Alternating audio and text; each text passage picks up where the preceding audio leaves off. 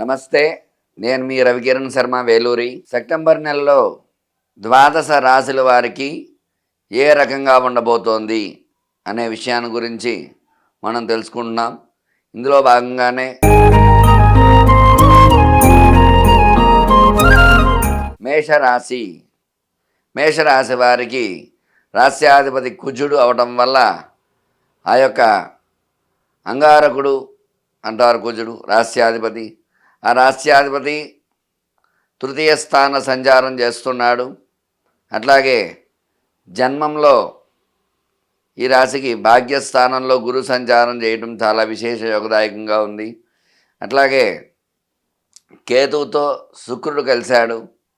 అట్లాగే రవితో బుధుడు కలిశారు. ఇవన్నీ కలయికల వల్ల ఈ యొక్క కొంచెం అనుకూలతలు వచ్చే అవకాశాలు ఈ రాశి వారికి ఎక్కువగా ఉన్నాయి. మరి విశేషంగా చెప్పాలనుకుంటే రాస్యాధిపతి కుజుడు తృతీయ స్థానంలో యోగకారకంగా ఉన్నాడు. యోగంగా ఉండడం వల్ల ఏమవుతుందంటే ఖచ్చితంగా ఈ నెల వాళ్ళకి అనుకూలంగా వచ్చే యోగకాలంగా చెప్పవచ్చు. అట్లాగే ఈ మేషరాశి వారికి చేయు వృత్తి వ్యాపార పరంగా సెప్టెంబర్ నెలలో ఏ విధంగా ఉండబోతోంది అనే విషయాన్ని గురించి మనం తెలుసుకుంటున్నాం. మరి రాస్యాధిపతి కుజుడు అవడం వల్ల కుజుడు విశేషంగా మంచి స్థానంలో ఉండడం వల్ల వ్యాపారకారకుడు కుజుడు కాబట్టి వృత్తి వ్యాపారాలు అభివృద్ధిగా ఉంటాయి. అట్లాగే వ్యాపారం చేసేవారికి కొంచెం అధిక ధనలాభం రావటం, అనుకున్న దానివన్నీ కూడా టార్గెట్స్ అవన్నీ కూడా పూర్తి చేయడం అట్లాంటివన్నీ జరుగుతూ ఉంటాయి. అట్లాగే ఉద్యోగపరంగా చూసుకున్నట్టయితే భాగ్యస్థానంలో గురు సంచారం చేయటం వల్ల ఖచ్చితంగా ఉద్యోగస్తులు గట్టి ప్రయత్నం చేసినట్లయితే మంచి ఉద్యోగాలు స్థిరపడటం జరుగుతుంది. అట్లాగే విద్యపరంగా చదువుకునే పిల్లలు మంచి మంచి ర్యాంక్స్తో ముందుకు ఉత్తీర్ణతతో ముందుకు వెళ్ళడం ఇట్లాంటి అవకాశాలు అవన్నీ ఎక్కువగా ఉంటాయి. వ్యవసాయపరంగా చూసుకున్నట్లయితే చంద్రుడు అనుకూలంగా ఉండడం వల్ల ఖచ్చితంగా ఈ రాశి వారికి చంద్రబలం ఉండడం వల్ల వ్యవసాయదారులకి మంచి పంట పండడం అనుకూలంగా ఉండడం అనుకూల యోగంగా చెప్పవచ్చు. ఎందుకంటే రాశ్యాధిపతి కుజుడు కాబట్టి కుజుడికి ఎరుపిష్టం కాబట్టి ఎర్ర ధాన్యాలు ఎక్కువగా పండుతూ ఉంటాయి అందులో. అలాగే ఆరోగ్యపరంగా చూసుకున్నట్లయితే చిన్న చిన్న సమస్యలు వస్తాయి. వ్యయంలో రాహు ఉన్నాడు 12వ స్థానంలో. వ్యయంలో రాహు సంచారం వల్ల కొంచెం ఆరోగ్య సమస్యలు వస్తూ ఉంటాయి. ఆరోగ్య విషయంలో కొంచెం జాగ్రత్త వహించాలి. అలాగే అనవసర ప్రయాణాలు వస్తూ ఉంటాయి. ఈ నెలలో అనవసరంగా ప్రయాణాలు చేస్తూ ఉంటారు.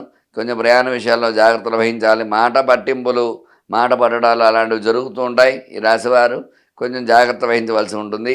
అట్లాగే ఈ రాశివారికి రియల్ ఎస్టేట్ పరంగా చూసుకున్నట్లయితే భాగ్యంలో గురువు ఉండడం వల్ల గురు బలం వల్ల రియల్ ఎస్టేట్ రంగంలో అనుకూలతలు వస్తాయి.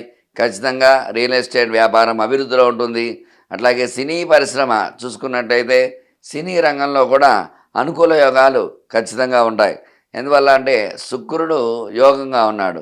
శుక్రుడు యోగంగా ఉండడం వల్ల ఖచ్చితంగా ఈ సినిమా రంగం వారికి కూడా ఈ మేషరాశిలో ఉండే వారందరికీ కూడా అనుకూలంగా ఖచ్చితంగా ఉంటుంది.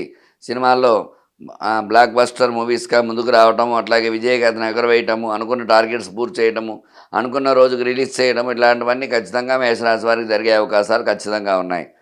అలాగే రాజకీయ పరంగా చూసుకున్నట్లయితే రాజకీయ పరంగా రాశ్యాధిపతి కుజుడు అట్లాగే శుక్రుడు యోగంగా ఉన్నాడు కాబట్టి రాజకీయ రంగంలో కూడా వీళ్ళు చెప్పిన మాట వేదవాక్యం నడుస్తూ ఉంటుంది. ఖచ్చితంగా రాజకీయ నాయకులు విజయకేతనం ఎగరేస్తూ ఉంటారు. వాళ్ళు చెప్పిన చోటల్లో కూడా అనుకున్నటువంటి పనులు అవన్నీ పూర్తి చేయడము, ప్రజలను మన్ననలు పొందడము, ఇంకా ఆ పార్టీ బలోపేతం చేయడానికి ఎక్కువ ఆస్కారాలు మేషరాశి వారికి ఎక్కువగా ఉంటాయి.